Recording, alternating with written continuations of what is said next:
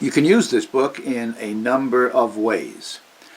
For example, we have done it chronologically, starting with Ignatius and ending in the 20th and 21st century with some of the most recent thinkers in the Christian tradition.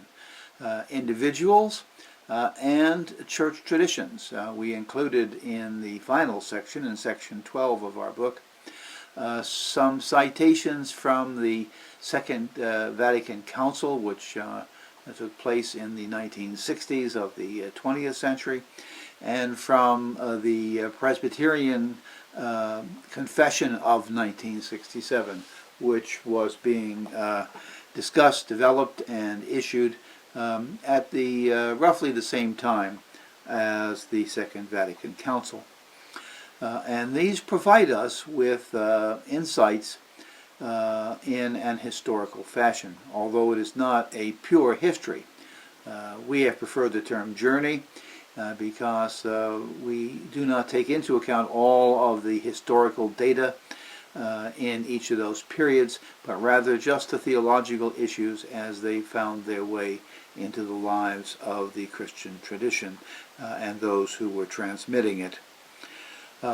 You can also use this text in other ways, and we have provided an alternative in our preface, looking at the same material, not historically, not chronologically, but rather in terms of doctrinal issues.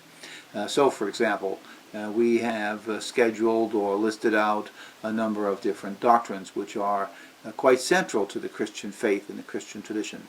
The doctrine of God, the doctrine of the Trinity, and the doctrine of the nature of the person of Jesus of Nazareth the Christ.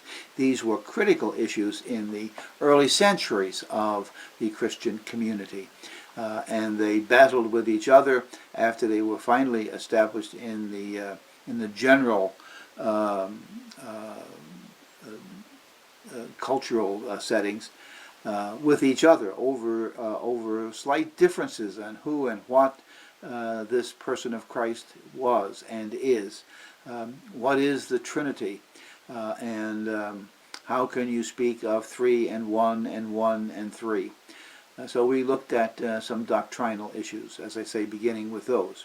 And then issued in some others, theological anthropology, the problem of evil, the doctrine of the church, the doctrine of last things, sacramental theology, and we have shown how our text here can be used in a different fashion.